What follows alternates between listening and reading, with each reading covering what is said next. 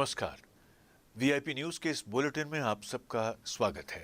बढ़ते हैं खबरों की ओर। मुख्यमंत्री भूपेश बघेल आज बेमेतरा और राजनांदगांव जिले के दौरे पर हैं।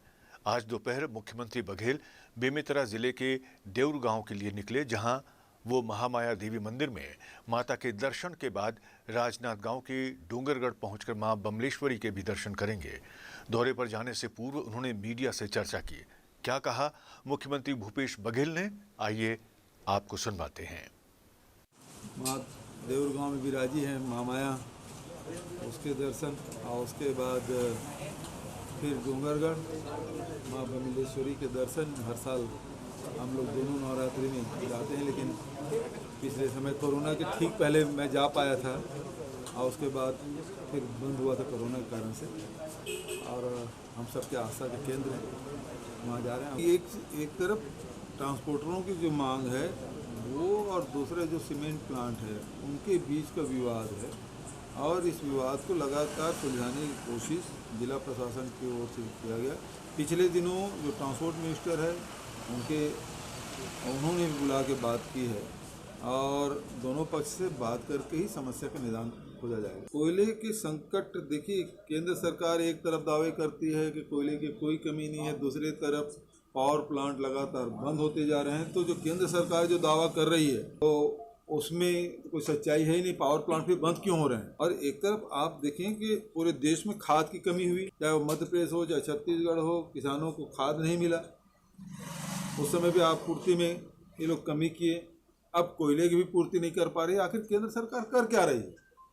जो विदेश से कोयला आ रहा था वो भी बंद हो गया, रासायनिक खाद आ रहे थे वो उसमें भी कटौती हो गई। तो केंद्र सरकार कर क्या रही है? किसानों के साथ और देश की जनता के साथ लगातार ये तो मान लो बिजली का कोयला को आपूर्ति कम होगी, बिजली का उत्पादन प्रभावित होगा, उसमें न केवल उद्योग प्रभावित होंगे, परिवहन प्रभावित होगा, किसान प्रभावित होंगे, क्योंकि अब रबी फसल अब लेना है, उसकी तैयारी सब किसान कर रहे हैं। बिजली नहीं रहेगी तो सिंचाई किस प्रकार से करेंगे? सारी बातें हैं। लेकिन जहाँ तक छत्तीसगढ़ की बात है, अभी मैं BCCL के अधिकारियों से और जो रेलवे के अधिकारी हैं उनके साथ और हमारे जो बिजली विभाग के अधिकारी और CS ACS के साथ मैंने मीटिंग की कि छत्तीसगढ़ में कोयले की पूर्ति निर्बाध गति से हो, ये सुनिश्चित किया जाए। और मैं समझता हूँ कि उन्होंने मुझे आश्वस्त किया है कि छत्तीसगढ़ में कोयले की आपूर्ति निर्बाध गति से होगी और रेक की कोई कमी नहीं आएगी। क्योंकि पिछले दिनों देखने आ रहा था कि रेक में ये लोग कटौती कर रहे थे। तो रेलवे के अधिकारियों ने भी आश्वस्त किया है कि छत्तीसगढ़ में कोयले के न कोयले की कमी होगी, न परिवहन में कोई गड़बड़ी होगी। तारीफ करने के आरोप लगा रहे हैं। रमन सिंह जी अपने राजनीतिक पुनर्वास के लिए किस हद तक के जा सकते हैं वो देख रहे हैं। उसके बेटे की वीडियो सबने देखा है। छत्तीसगढ़ में शांति स्थापित हो, कवर्धा में शांति स्थापित हो, सब लोग प्रयास कर रहे हैं। लेकिन जिस प्रकार से भारतीय जनता पार्टी इस घटनाक्रम को बढ़ाने की कोशिश कर रहे हैं, ये बेहद निंदनीय है। ये प्रदेश शांति का प्रदेश है, भाईचारा का है, और उसे स्थापित करने के लिए सबको सहयोग करना चाहिए। मैं सबसे अपील करता हूँ सब लोग जो शांति स्थापित हो और उसके लिए सब लोग प्रयास करें।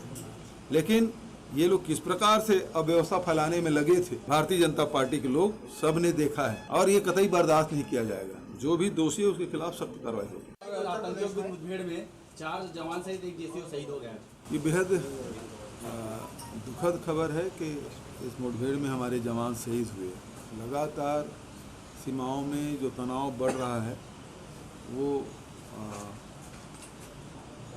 ठीक बात नहीं है। लेकिन जो बहादुर जवान जो शहीद हुए हैं उसे मैं नमन करता हूँ, उसके परिवार के प्रति संवेदना देता हूँ। सर, लगातार आतंकी गतिविधियां बढ़ती जा रही जम्मू कश्मीर में। वो तो केंद्र सरकार को देखना चाहिए। एक तरफ चीन की सीमा में भी दबाव पड़ रहा है, चीन हमारे ज़मीन में लगातार कब्जा कर रहे हैं, और दूसरी तरफ पाकिस्तान में भी जो आतंकी गतिविधि है उसके माध्यम से कश्मीर में जो पिछले दिनों शिक्षकों की जो हत्या की गई, अभी लगातार और बढ़ रहे हैं। तो जो सरकार, केंद्र सरकार जो दावे कर रही है कि हम पूरे हमने कंट्रोल कर लिया है, तो वो दावे खोखले साबित हो रहे हैं। सर, पिछले 2 साल में कांग्रेस मौन प्रदर्शन कर दोषियों पर कार्रवाई की मांग कर रही है।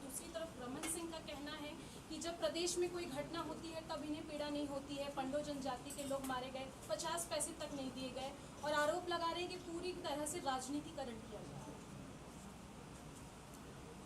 भारतीय जनता पार्टी किस मुंह से बात कर रही है? किसानों के मामले में बात हो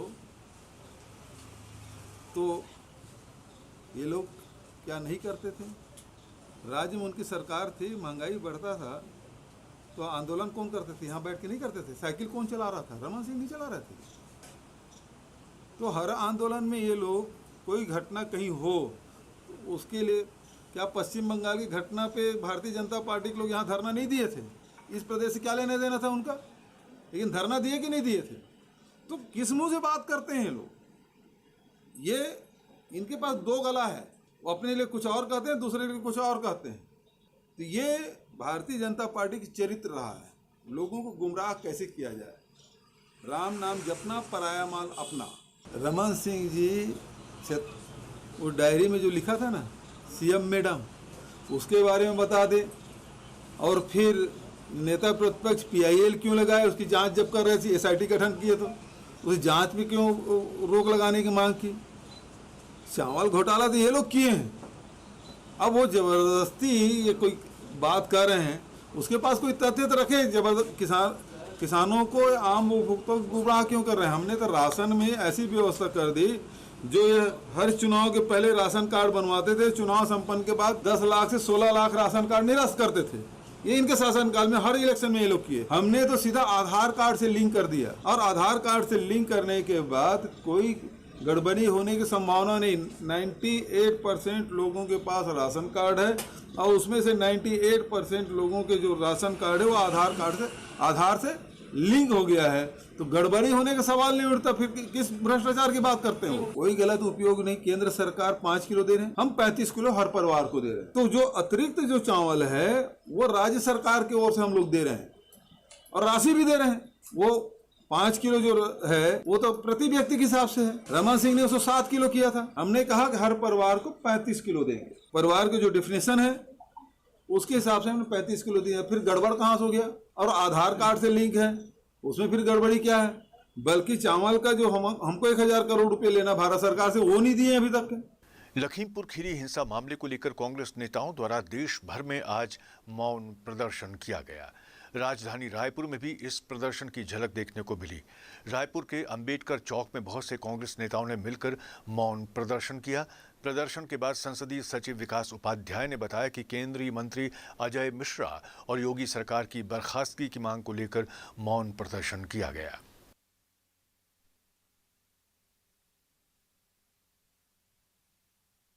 देखिए, लखीमपुर की घटना सब लोगों ने देखा है। जिस प्रकार से केंद्रीय गृह राज्य मंत्री के लड़के ने, किसान अपनी जायज़ मांग की लड़ाई लड़ रहे थे, उनको अपनी गाड़ी से रौंद दिया और एक क्रूरतम कार्य उन्होंने किया है। गृह राज्य मंत्री की इस्तीफे की मांग और उत्तर प्रदेश सरकार, योगी सरकार को बर्खास्त करने की मांग प्रधानमंत्री जी से और राष्ट्रपति से हम लोग कर रहे हैं। कांग्रेस के तमाम साथी मौन व्रत रखे थे। पूरे हिंदुस्तान में आज मौन व्रत है। सरकार चुप बैठी है, जनता परेशान है, इसलिए हम सब मौन व्रत रखकर न्याय की मांग कर रहे हैं। देश भर में कांग्रेस द्वारा किए गए मौन प्रदर्शन पर छत्तीसगढ़ के पूर्व मुख्यमंत्री डॉक्टर रमन सिंह का बयान भी सामने आया है। उन्होंने कांग्रेस नेताओं से छत्तीसगढ़ की पीड़ा समझने की अपील की। वहीं मुख्यमंत्री भूपेश बघेल द्वारा उत्तर प्रदेश में हुई हिंसा में मृत नागरिकों के परिजनों को दी गई 50 लाख रुपए की सहायता को कांग्रेस की राजनीति बताया। वहीं पूर्व सीएम डॉक्टर रमन सिंह के बयान पर कांग्रेस विधायक विकास उपाध्याय ने भी पलटवार किया है। लखीमपुर की बड़ी पीड़ा हो रही है, मगर छत्तीसगढ़ की पीड़ा तो करें। छत्तीसगढ़ में किसान आत्महत्या करता है, उसके लिए कोई जाकर संवेदना व्यक्त करने प्रियंका गांधी और इनके हमारे मुख्यमंत्री जी नहीं जाते, भूपेश बघेल जी। जब सिलगेर की घटना होती है तो वहाँ पीड़ा व्यक्त करने नहीं आता केंद्रीय नेतृत्व प्रियंका जी, और वहाँ जाकर 50 लाख रुपया वहाँ जाकर दे रहे हैं। उदारता, यहाँ के आदिवासियों के ऊपर गोली चली, 3 लोग मारे गए, उनके लिए पंडो मारे गए 30-40 लिखित रिपोर्ट में है। वो प्रिमिटिव ट्राइब्स के पंडो, उनके लिए 5 पैसा देने को तैयार नहीं है, मगर 50 लाख रुपया वहाँ जाकर बांट रहे हैं। सिर्फ और सिर्फ राजनीतिकरण का काम है। देखिए, भारतीय जनता पार्टी के रमन सिंह जी, ना उनको किसानों से कोई मतलब है, ना किसान कि कभी मदद करना चाहते हैं। अब उत्तर प्रदेश के अंदर एक किसान परिवार में जवान लोगों की मौत हुई है और सरकार मुआवजा दे रही, तो उसमें पेट में उनके दर्द क्यों रहा है? क्योंकि इसके पहले कभी भारतीय जनता पार्टी की सरकारों ने ऐसा नहीं किया। उत्तर प्रदेश के लखीमपुर खीरी में किसान आंदोलन के दौरान हुई दुर्घटना और देश में बढ़ती बेरोजगारी, पेट्रोल डीजल, घरेलू रसोई गैस की मूल्य वृद्धि के विरोध में सारंगढ़ युवा कांग्रेस ने उलखर बाजार चौक में नारेबाजी और विरोध प्रदर्शन करते हुए पीएम नरेंद्र मोदी और योगी आदित्यनाथ का पुतला दहन किया।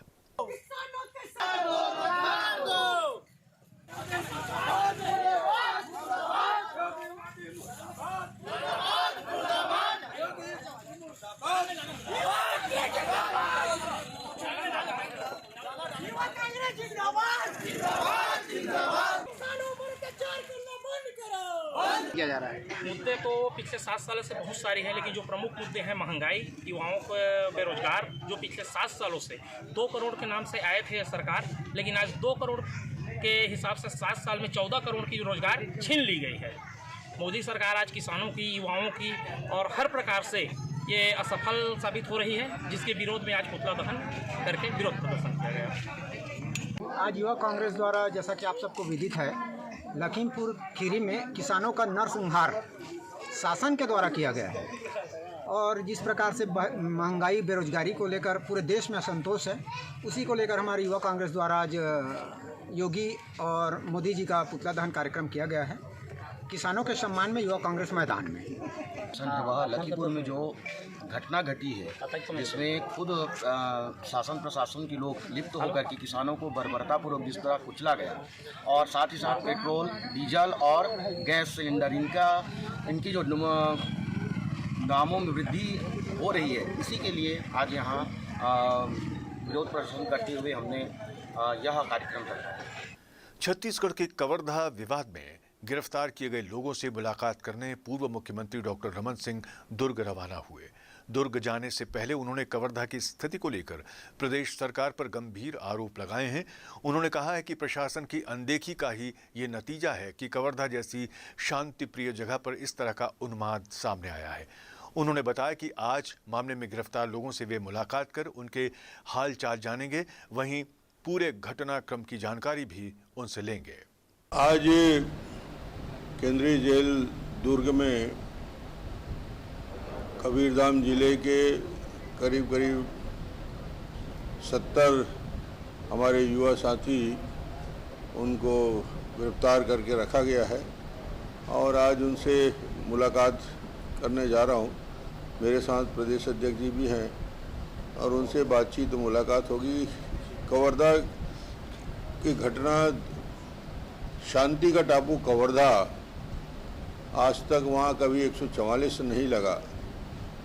लगातार 8वें दिन कर्फ्यू के साये में एक प्रकार से पूरा जिला में आक्रोश है और उबाल है और जल रहा है। इतनी बड़ी घटना, निश्चित रूप से 3 साल इस सरकार के तुष्टीकरण की वजह से पूरे क्षेत्र में लोगों के मन में सरकार के मंत्री के प्रति आक्रोश भी था और जिस प्रकार इस पूरी घटनाक्रम में हुआ है और एक पक्षी कार्रवाई करके 3 तारीख की घटना हुई जब भगवा ध्वज को पैरों से कुचला गया। उस समय दुर्गेश राम के युवक ने आपत्ति की तो उसके साथ मारपीट किया गया, उसको घायल कर दिया गया। उसके बाद यदि FIR हो जाता, 24 घंटे के अंदर असामाजिक तत्वों को अरेस्ट कर लिया जाता, गिरफ्तारी हो जाती, तो ये घटना, ये बवाल इस स्वरूप में नहीं आता। पुलिस की निश्चित रूप से निष्क्रियता की वजह से और एक प्रकार से राजनीतिक दबाव की कहीं FIR नहीं होना है, ये आदेश पूरे कवर्धा जिला में है कि कांग्रेस के समर्थक और एक वर्ग विशेष के लोगों के लिए विशेष छूट का प्रावधान, तो ये एक परिस्थितियाँ जो उपजी है उसका आक्रोश उस दिन प्रकट हुआ और लोगों ने नाराज़गी व्यक्त की। मगर उसके बाद भी पूरी शांतिपूर्वक तरीके से इन सब घटना के बाद भी ऐसे धारे लगाए गए हैं उनके खिलाफ और 70 के आसपास लोगों को अरेस्ट किए गए हैं। तो ये सरकार पहली बार हो रहा है कि छत्तीसगढ़ में और मध्य प्रदेश में नवरात्रि में हमारे युवा जेल में हैं और ये सरकार की स्थिति को प्रकट करता है। जिला विकास समन्वय एवं निगरानी समिति की समीक्षा बैठक आज रायपुर कलेक्ट्रेट परिसर स्थित रेड क्रॉस भवन में आयोजित की गई। ये बैठक सांसद सुनील सोनी द्वारा ली गई। बैठक के दौरान उनके साथ पूर्व मंत्री बृजमोहन अग्रवाल, रायपुर कलेक्टर सौरभ अग्रवाल, विधायक धनेन्द्र साहू सहित विभागीय अधिकारी और जनप्रतिनिधि भी मौजूद रहे। जानकारी के मुताबिक आज की इस समीक्षा बैठक में कुल 42 एजेंडों पर चर्चा हुई है, जिनमें जनता के हित से जुड़े अनेक मुद्दे शामिल हैं। अब लेते हैं एक छोटा सा ब्रेक।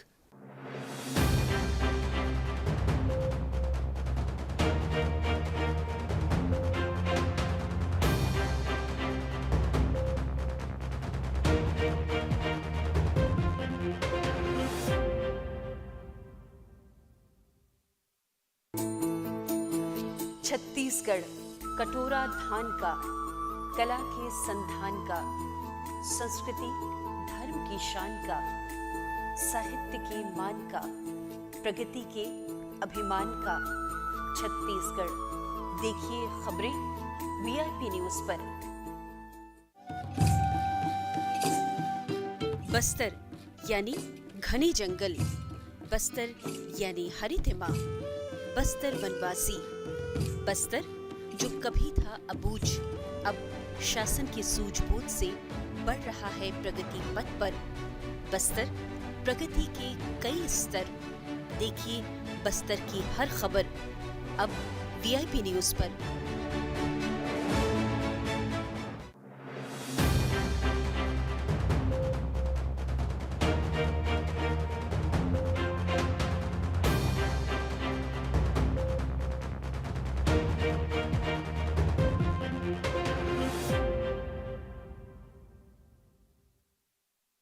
ब्रेक के बाद एक बार फिर आप सभी का स्वागत है। बढ़ते हैं खबरों की ओर। सरगुजा के अंबिकापुर में वन मंडल द्वारा वैद्यों का महासम्मेलन आयोजित किया गया। इस आयोजन का प्रमुख उद्देश्य छत्तीसगढ़ में तेजी से विलुप्त हो रही प्राचीन जड़ी बूटियों को संरक्षित कर वैद्यों की संख्या को बढ़ाना है। इस आयोजन में अतिथि के रूप में छत्तीसगढ़ औषधीय पादप बोर्ड के अध्यक्ष बालकृष्ण पाठक, श्रम कल्याण मंडल बोर्ड के अध्यक्ष शफीक अहमद, अंबिकापुर नगर निगम के महापौर डॉक्टर अजय तिर्की, विधायक डॉक्टर प्रीतम राम, मुख्य वन संरक्षक अनुराग श्रीवास्तव भी मौजूद थे। आज का प्रोग्राम ये है, परंपरागत वैद्यों का जो सम्मेलन है संभाग स्तर का हर संभाग में करने के लिए प्रयास है, और उन लोगों को क्या आवश्यकता है और क्या और अच्छे से कर सकता है, ग्रामीणों को ज़्यादा इलाज कैसे प्राइमरी हेल्थ केयर का जो दे सकता है।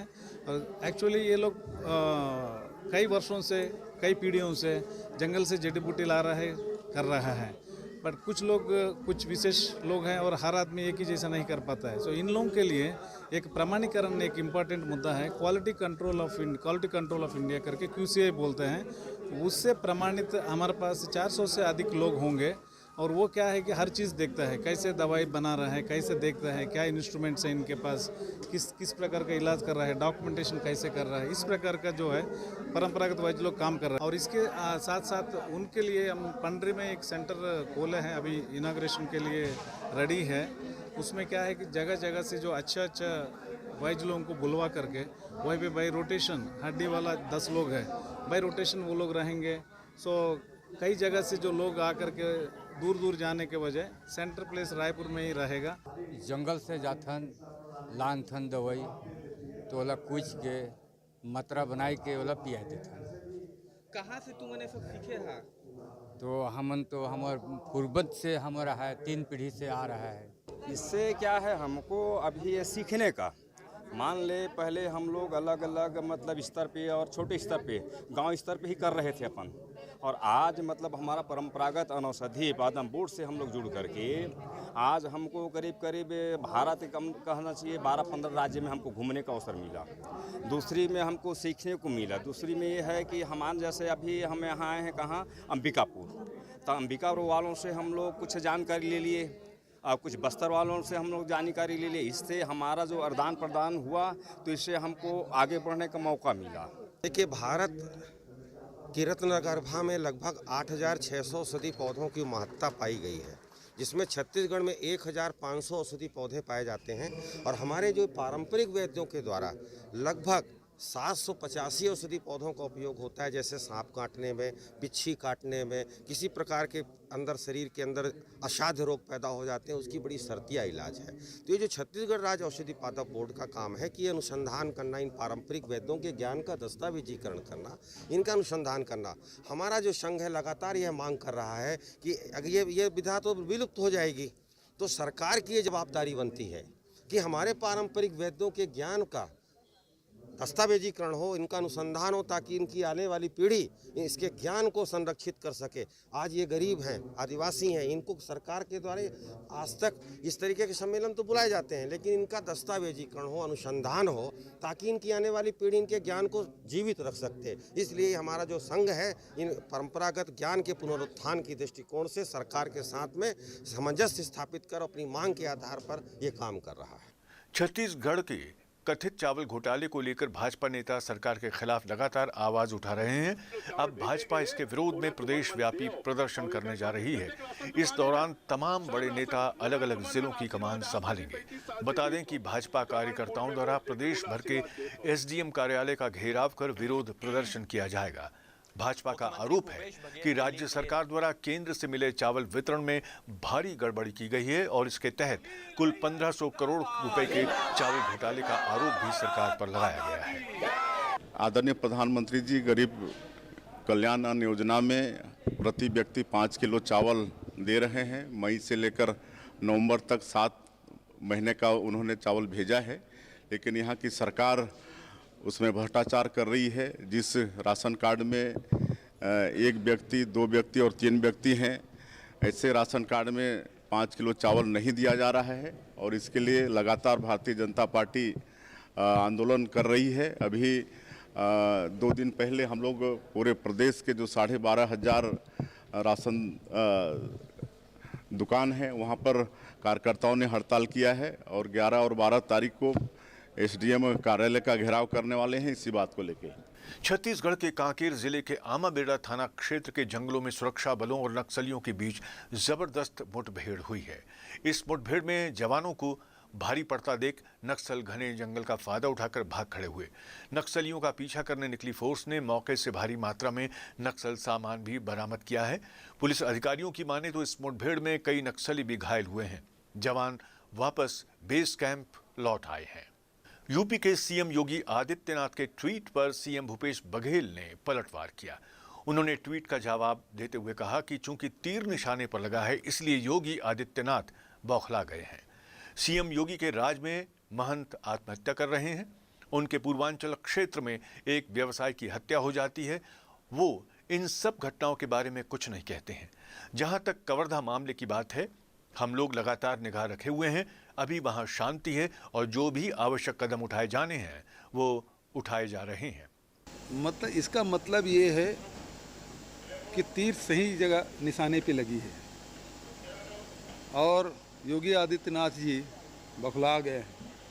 योगी आदित्यनाथ योगी के राज में महंत आत्महत्या करे, उसके क्षेत्र में